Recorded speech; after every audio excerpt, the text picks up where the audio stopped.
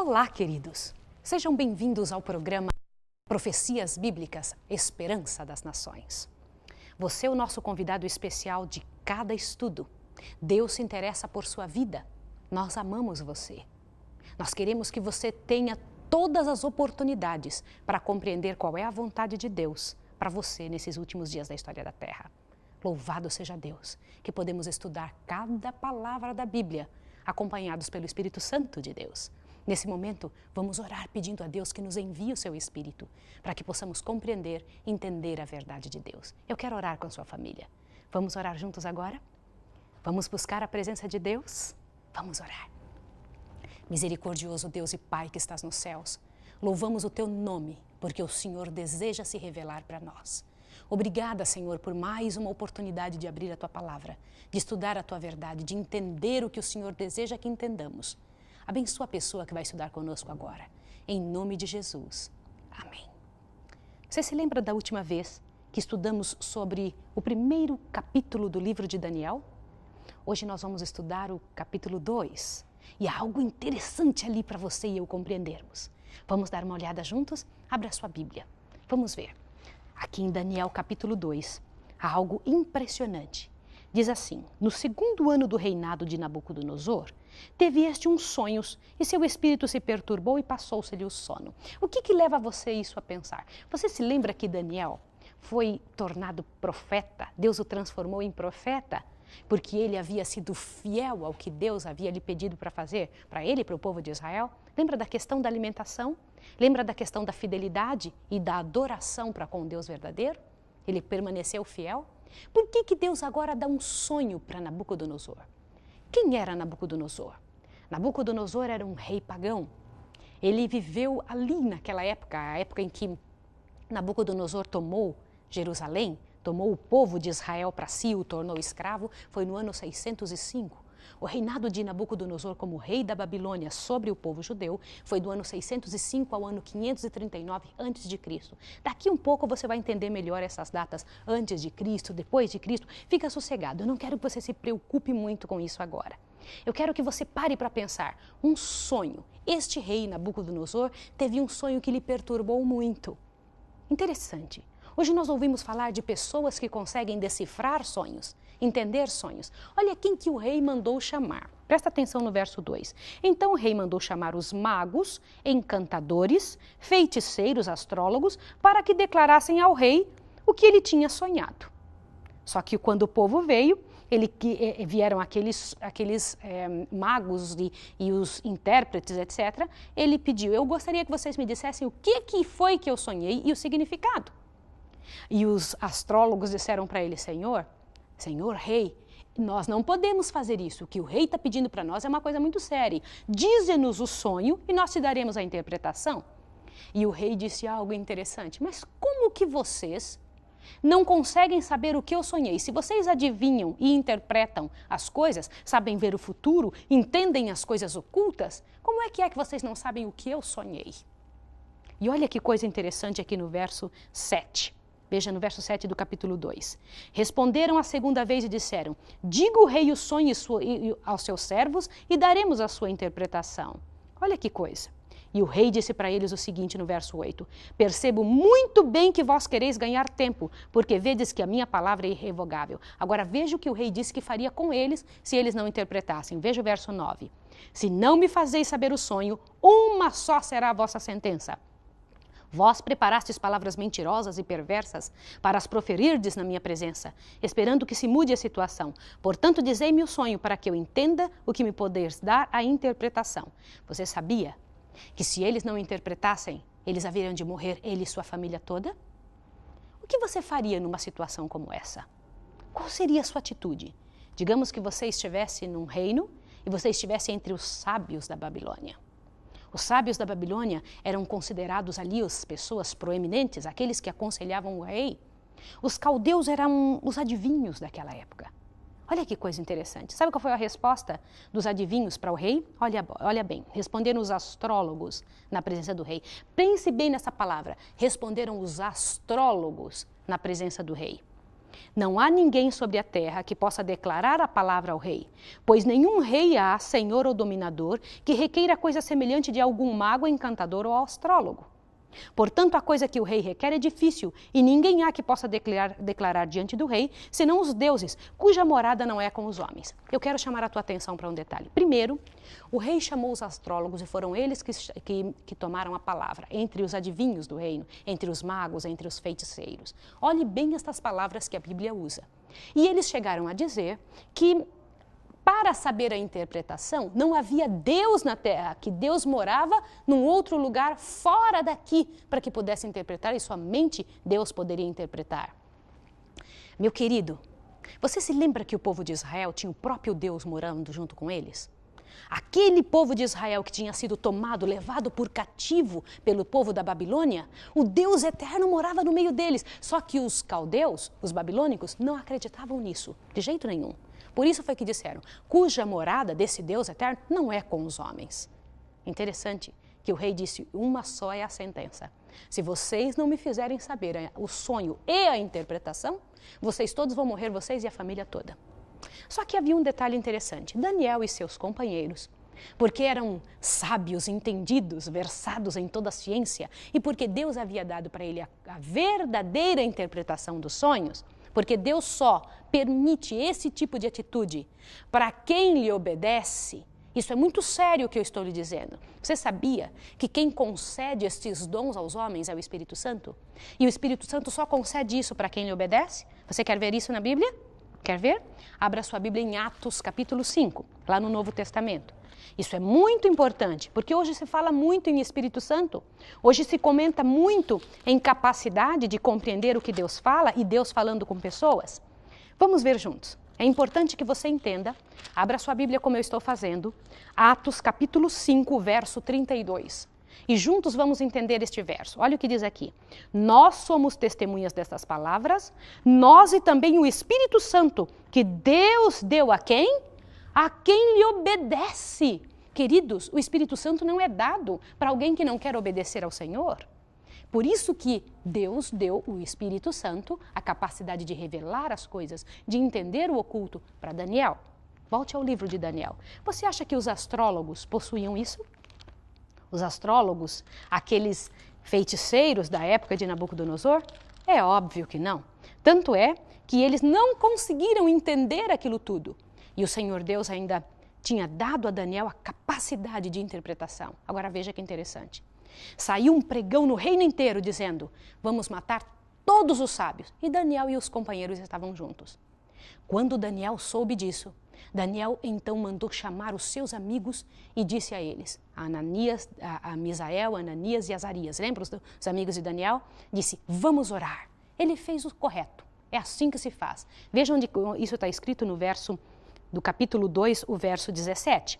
Então Daniel foi para casa e fez saber o caso a Ananias, Misael e Azarias, seus companheiros, para que pedissem misericórdia ao Deus do céu sobre este mistério, a fim de que Daniel e seus companheiros não perecessem com o restante da Babilônia. Agora, o que Deus fez? Deus é fiel, queridos. Olha aqui. Então foi revelado o mistério a Daniel numa visão de noite, pelo que Daniel louvou o Deus do céu. Disse Daniel, seja bendito o nome de Deus para todos sempre, porque dele é a sabedoria e a força, é ele quem muda os tempos e as horas, remove reis e estabelece reis. Ele dá sabedoria aos sábios e conhecimento aos entendidos. Ele revela o profundo e escondido, conhece o que está em trevas e com ele mora a luz. Olha que coisa linda. Ele louvou ao Deus eterno e chamou Arioque, um representante do rei, e disse, por favor, me leve na presença do rei, porque eu posso. O Deus eterno me deu condições. Eu posso interpretar o sonho. E foi então na presença do rei. Quando chegou na presença do rei, o rei perguntou a Daniel, lá no verso 26, dá uma olhadinha, cujo nome era Belsassar, podes tu fazer-me saber o sonho que tive a interpretação? E me dar a interpretação? Olha a resposta de Daniel. Isso é muito importante para você entender. Olha a resposta dele. Ele disse o seguinte aqui, ó, no verso 27. O mistério que o rei requer, nem sábios, nem encantadores, nem magos, nem adivinhos, o podem descobrir para o rei, nenhum deles. Mas há um Deus nos céus que revela mistério. Ele fez saber ao rei Nabucodonosor o que há de ser quando? Olha o que diz a sua Bíblia. no fim dos dias. Querido, não é o tempo que você está vivendo? O fim dos dias? Este sonho de Nabucodonosor, a interpretação deste sonho tem a ver com a sua vida, com a sua história. É para o fim dos dias. Tem a ver com seus filhos, com os nossos filhos. Isso é muito importante. Você precisa saber a interpretação também. Quer saber o sonho? Quer saber como é? Vamos, me siga. Siga o que a Bíblia diz. Diz aqui, ó, verso 29. Aí, o teu sonho e as visões da tua cabeça na tua cama são estas. Estando tu, ó rei, na tua cama, subiram aos teus pensamentos o que vai ser depois disso agora. O rei estava pensando, o que vai acontecer daqui uns dias? Aquele que revela mistérios te fez saber o que vai acontecer, o que há de ser. Agora veja o verso 30. Quanto a mim me foi revelado esse mistério, não porque eu tenha mais sabedoria do que todos os viventes, mas para que a interpretação se fizesse saber o rei e para que entendesse os pensamentos do teu coração. Olha, agora Daniel vai dizer o sonho. Se prepare, porque é muito emocionante. Tu, ó rei, estavas olhando e vistes uma grande estátua. Imagine comigo, uma grande estátua. Esta estátua era grande e cujo esplendor era excelente. Estava em pé diante de ti e a sua aparência era terrível. Agora, segue comigo porque é fácil de entender. A cabeça da estátua era de ouro fino. O peito e os braços eram de prata. O seu ventre e suas coxas de bronze. Suas pernas de ferro e seus pés como parte de ferro em parte de barro. Estava vendo isto quando uma pedra foi cortada sem o auxílio de mãos, a qual feriu a estátua nos pés, de ferro e de barro, e esmiuçou. Então foi juntamente esmiuçado o ferro, o barro, o bronze, a prata e o ouro, os quais se fizeram como palha de eira de estio, e o vento os levou, e não se achou em lugar algum para eles. Mas a pedra que feriu a estátua, esta se fez um grande monte e encheu a terra. Este é o sonho. Você quer saber a interpretação? Sabia que foi dada a interpretação também? Só que eu quero agora te mostrar essa estátua de forma especial. Vamos juntos para que você possa ver? Eu quero mostrar para que você também possa acompanhar a beleza disso que eu gostaria de mostrar. Olha que coisa interessante. A estátua era grande, imensa, alta. A cabeça era de ouro. Olha aqui a cabeça de ouro. O peito e os braços eram de prata. Agora veja bem, duas partes juntas, peito e braços. O quadril era de bronze e as pernas eram de ferro. Agora veja que interessante aqui, eu quero que você veja como as pernas são longas. As pernas, duas de ferro. E os pés eram de ferro misturado com barro. Mas perceba um detalhe, as pernas eram de ferro, mas o ferro continua até o finzinho da estátua, embora fosse misturado com barro. Gravou isso comigo? Vamos de novo. Ouro, prata, bronze, ferro e ferro misturado com barro. Agora que interessante, se você fosse fazer uma estátua, você faria uma estátua desta maneira, colocando a parte mais forte no início e a mais fraca no final? Preste atenção no que eu estou lhe perguntando. Ouro na cabeça e barro com ferro misturado no final, barro e ferro se unem? Você consegue fazer a ligação? Consegue fazer ficar firme? Meu querido e minha querida, a coisa é muito séria. O que será que significava essa estátua com estes metais? Com essa maneira de demonstração? Vamos ver o que a Bíblia diz? Nunca se pode interpretar sozinho. É preciso que a Bíblia nos diga o que é a interpretação das coisas que vemos. Vamos juntos ver? Eu quero estudar isso junto com você. Vamos lá, o verso 36. Este é o sonho, e também a interpretação dele diremos na presença do rei. 37. Tu, ó rei, és rei de reis, a quem o Deus do céu deu o reino, o poder, a força e a majestade, em cujas mãos entregou os filhos dos homens, onde quer que habitem, e os animais do campo e as aves do céu, e fez que dominassem sobre eles. Tu és a cabeça de ouro. Queridos, o reino de Babilônia era a cabeça de ouro, o primeiro reino. Você se lembra? Vamos contar juntos de novo. Ouro, prata, bronze, ferro e ferro misturado com barro. Então, ouro era a Babilônia. Iam ter só mais 4 reinos. Uau! O que era isso? Interessante isso, não é? É importante que você veja, que você conte, que você se especialize em observar detalhes. Porque o Senhor Deus não manda detalhes à toa. Tudo tem um propósito. Continua. Depois de ti, é o verso 39 que eu estou lendo com você. Depois de ti se levantará outro reino inferior ao teu, assim como a prata é inferior ao ouro, né? Um terceiro reino ainda de bronze, o qual terá domínio sobre toda a terra. Preste atenção nesses detalhes. O terceiro reino teria domínio sobre toda a terra, O quarto reino será forte como ferro. Lembra as pernas de ferro? Forte como ferro, pois como o ferro esmiuça e quebra tudo, como o ferro quebra todas as coisas, ele esmiuçará e quebrará. Olhe que interessante que você está aprendendo. 41. Quanto ao que viste dos pés, dos dedos, em parte de barro, de oleiro e em parte de ferro, isso será um reino dividido. Contudo, haverá nele alguma coisa de firmeza do ferro, pois que viste o ferro misturado, estava misturado com barro de oleiro. Como os dedos dos pés eram em parte de ferro e em parte de barro, assim por uma parte o reino será forte e outra será frágil. Para só um pouquinho aí. Quantos dedos têm os pés da estátua? Não são 10? Olha bem, reino dividido, 10 dedos, em parte de ferro e em parte de barro. Um pouco de fortaleza, mas não vão conseguir se unir de jeito nenhum, ia ser forte e fraco. Agora continua olhando. Quanto ao que viste do ferro misturado com barro de oleiro, verso 43. Misturar-se-ão pelo casamento, mas não se ligarão um ao outro, assim como o ferro não se mistura com o barro. Agora a parte mais importante. Faço questão de ler com você o verso 44. Mas nos dias destes reis, destes 10 reinos aqui que você encontra, estes 10 reinos que foram mostrados dos pezinhos da estátua, os 10 divididinhos, né? Mas nos dias desses reinos, o Deus do céu levantará um reino que não será jamais destruído. Esse reino não passará a outro, mas esmiuçará e consumirá todos esses reinos e será estabelecido para sempre. Agora presta atenção nesse detalhe, isso é importante. Como viste que do monte foi cortada uma pedra sem auxílio de mãos, ela esmiuçou o ferro, o bronze, o barro, a prata, o ouro. O grande Deus fez saber ao rei o que há de ser depois disso. Certo é o sonho e fiel a interpretação. Meu querido, minha querida, já pensou uma coisa dessa? Estava sendo dito a Nabucodonosor que após o reino dele só haveriam mais 4 reinos nessa terra. E o próximo, então, depois dos 4, seria o reino do Senhor Jesus Cristo. Uau, um reino estabelecido pelo Deus eterno. Como é que pode uma coisa dessa? Queridos, o reinado de Nabucodonosor foi sucedido pelo reinado da Medo-Pérsia. Você se lembra que era o peito e os braços de prata? Os Medo-Persas dominaram a Babilônia. 2 reinos juntos eram mais fracos do que o reino da Babilônia e se uniram para poder vencer a Babilônia. Depois deles, lembra do quadril de bronze? Veio o reino da Grécia. Já ouviu falar de Alexandre o Grande? Eu estou pincelando com você para que você possa entender, para que você possa mais tarde, quando Deus ampliar mais estes detalhes, possa compreender com clareza. Então, o reino da Grécia era o reino do quadril de bronze.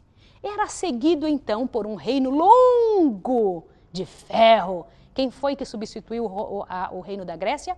Foi Roma, a Roma dos Césares. Você se lembra de César Augusto, de Calígula, de Nero? Esta Roma pagã, que foi substituída também por Roma eclesiástica. Mais tarde nós vamos ver isso.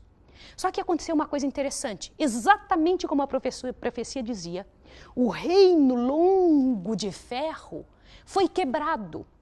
No ano 476 depois de Cristo, as tribos bárbaras entraram em Constantinopla e quebraram, dividiram o reino de Roma, que era um só, e dividiram em 10 reinos. Interessante isso ou não?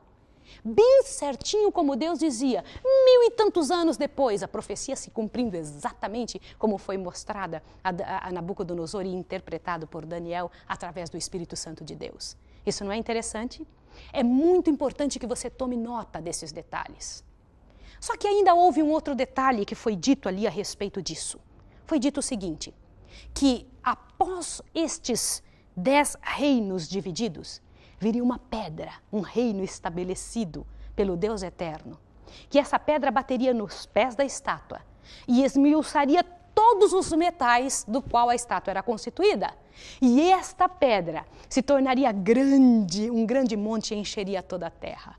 Este reino, o último reino que vai existir, é o reino do Senhor Jesus Cristo. Lembra que ela foi cortada sem o auxílio de mãos? Eu quero que você grave todos esses detalhes. Tudo isso é muito importante. Seria bom que você tivesse um papel e fosse marcando. E não somente isso. Nos escreva, fale conosco. Nós precisamos mostrar para você todos esses detalhes relacionados, escritos. Nós podemos mandar isso para sua casa. E fazemos questão que você tenha todos esses detalhes com você. Olha que coisa interessante. Quem é esta pedra? Aonde você pode ter a certeza que essa pedra é o reino do Senhor Jesus Cristo? Os reinos sucessivos uns aos outros, a história comprova. Se você for em qualquer livro de história, você vai ver que foi exatamente como foi dito a Nabucodonosor e como eu contei para você agora. Isso historicamente é facílimo de provar. Mas quem é essa pedra? Abra sua Bíblia em 1 Pedro, capítulo 2. Vai lá no finalzinho da Bíblia. 1 Pedro, capítulo 2, eu faço questão de estudar com você para que você tenha assim essa certeza boa e te enche o coração. Algumas pessoas pensam que a pedra era Pedro, alguns falam isso, que a pedra era Pedro. Você já ouviu falar isso? Nós vamos ver o que o próprio Pedro diz a respeito disso. Dá uma olhadinha, 1 Pedro, capítulo 2, verso 6 a 8. Olha o que está escrito aqui. 1 Pedro, capítulo 2, verso 6 a 8. Pois na Escritura se diz, é o apóstolo Pedro que está dizendo, vede, ponho em Sião uma pedra angular, eleita e preciosa, e quem nela crer não será confundido. Ora, para vós o que crerdes, esta pedra é preciosa, mas para os descrentes, a pedra que os edificadores rejeitaram, esta pedra foi posta como principal pedra angular. Quem é esta pedra aqui? De quem é que Pedro está falando? E uma pedra de tropeço e rocha de escândalo. Tropeçaram porque não desobedeceste, porque são desobedientes à palavra, para o que também foram destinados. Mas vós sois geração eleita, sacerdócio real, a nação santa, o povo adquirido para que anuncieis as grandezas daquele que vos chamou das trevas para a sua maravilhosa luz. De quem que Pedro está falando? Quem é esta pedra? Veja em 1 Coríntios 10, 1 Coríntios, lembra que a Bíblia ela não se confunde e ela não se contradiz? 1 Coríntios, capítulo 10, verso 4. Vamos juntos lá? Em 1 Coríntios, é importante que a gente siga todos esses detalhes. Isso faz toda a diferença quando nós ouvimos e lemos esta verdade dentro do contexto. 1 Coríntios 10, verso 4, diz o seguinte, olha aqui, ó. 1 Coríntios 10, verso 4. E beberam da mesma bebida espiritual, pois bebiam da pedra espiritual que os seguia. E a pedra era quem? Cristo. É esta pedra que bateu nos pés da estátua. É o nosso Senhor Jesus Cristo que virá com grande glória, com poder para levar você e a mim, para resolver para sempre o problema do pecado. Louvado seja o nome do Senhor, porque Ele é claro, detalhista, Ele observa cada detalhe para que as coisas aconteçam exatamente como Ele havia dito. E o interesse de Deus é que seja resolvida a sua vida, a sua história, de forma especial. E o que o rei fez quando ouviu tudo isso? Dê uma olhadinha no verso 47. Respondeu o rei a Daniel, certamente o vosso Deus é Deus dos deuses, e o Senhor dos reis, e o revelador de mistérios, pois pudestes revelar este mistério. Então o rei engrandeceu a Daniel, e lhe deu muitas e grandes dádivas, e o pôs por governador de toda a província de Babilônia, como também por principal governador de todos os sábios da Babilônia. Agora veja o que Daniel fez. A pedido de Daniel, o rei constituiu superintendente sobre os negócios da província de Babilônia a Sadraque, Mesaque e Abednego, aqueles irmãos, aqueles amigos dele. Mas Daniel permaneceu na corte real. Queridos, isso é tão sério. O que você acabou de ver é um dos detalhes seríssimos das profecias de Daniel. Para um rei pagão, o Senhor Deus mostrou a história do mundo. Quais reinos iriam dominar o mundo até os últimos dias da história da Terra? E também deu a este rei a interpretação completa, detalhada do que haveria de acontecer. E hoje você está sabendo. E você pode pegar todos os livros de história e comprovar se realmente foi assim. Isso só abre a sua mente e o seu coração para ter a certeza que daqui para frente, tudo o que as profecias disserem são verdades, verdades claras, postas ali para abrir, iluminar o caminho que nós devemos seguir vitoriosos até os últimos dias. E o interessante é que as profecias elas não relatam somente o lado de Deus, mostram também o que o inimigo haveria de fazer. É isso que você vai ver nos próximos capítulos de Daniel. Não é interessante isso? É importante que você tenha isso claro dentro da sua mente. No próxima vez que nós estudarmos, no nosso próximo estudo, nós vamos ver qual foi a atitude de Nabucodonosor depois de ter tido esse sonho. O quanto isso impressionou a ele e quais foram as atitudes que ele tomou dali para frente. Meu querido, minha querida, Deus tem um plano para a sua história e para a sua vida. Um plano especial de amor, de salvação. Nessa guerra entre o bem e o mal, já existe um lado vencedor. O Senhor Jesus Cristo venceu. e venceu para trazer a vitória para você. E se você se colocar do lado do Senhor Jesus Cristo, você vai ser vitorioso também. Deus tem mais, muito mais do que eu consigo dizer para a sua vida e para a sua história. Há uma série também nossa chamada Apocalipse, Medo ou Esperança, a qual você deve entrar em contato, porque o livro de Daniel e o livro de Apocalipse são livros gêmeos. Eles trazem detalhes que um complementa o outro, um dá abertura completa para que o outro possa dizer as coisas que devem acontecer até os últimos dias. Deus se revela para você e para mim. Agora, meu querido, minha querida, eu quero orar com você, quero orar com sua família. Mas não sem antes te pedir em nome de Jesus que você coloque a sua confiança no Deus eterno. Por que eu estou dizendo isso? Hoje em dia se busca nos jornais, se busca nos conhecimentos de horóscopo, dos astrólogos, dos feiticeiros, o que vai acontecer para o resto do mundo. E eu sei que tem gente que está me ouvindo agora que pensa exatamente assim. Meu querido e minha querida, em nome de Jesus, coloque a sua confiança em quem realmente sabe o que vai acontecer. Nenhuma destas pessoas sabe o que vai acontecer no futuro. Pense bem, o inimigo das almas. Se o Senhor Deus tem tanta coisa contra estas pessoas que são adivinhos, veja bem, onde que está escrito isso na Bíblia? Presta atenção que coisa séria. Vai em sua Bíblia em Deuteronômio. Isso vai lhe dar muita clareza. Deuteronômio capítulo 18. Incrível, nossa Bíblia abriu exatamente aonde deveria abrir. Capítulo 18, verso 9 em diante. Olha bem. Verso 10 em diante. Não haja no meio de ti quem faça passar pelo fogo o filho ou a filha, nem adivinhador, nem prognosticador, nem agoureiro, nem feiticeiro, nem encantador, nem necromante, nem mágico, nem quem consulte os mortos. O Senhor abomina todo aquele que faz estas coisas. E é por causa dessas abominações que o Senhor teu Deus expulsa essas nações diante de ti. Serás perfeito diante do teu Deus. E as nações que há de possuir dão ouvidos a agoureiros e adivinhos, mas a ti o Senhor Deus não permite tal prática. A quem você deve buscar quando quer saber de algo? Ao Deus eterno. Siga aquelas pegadas que seguiu Daniel. Esta é a pegada de quem vence. Vamos orar agora? Eu quero orar com a sua família. Quero orar com você, pedindo a Deus que te dê a mesma força que tem dado a tantos outros que venceram. Vamos orar juntos? Misericordioso Deus e Pai que estás nos céus, bendito seja o teu nome pela graça, pelo poder do Senhor Jesus Cristo, em nos mostrar claramente que caminho seguir. Muito obrigado pelas profecias. Abençoe essa pessoa para que tome uma decisão hoje de forma especial. Em nome de Jesus, abençoe sua casa, sua família, e que o teu poder recaia ali e em nossa vida até o próximo estudo. Em nome de Jesus. Amém. Até a próxima vez.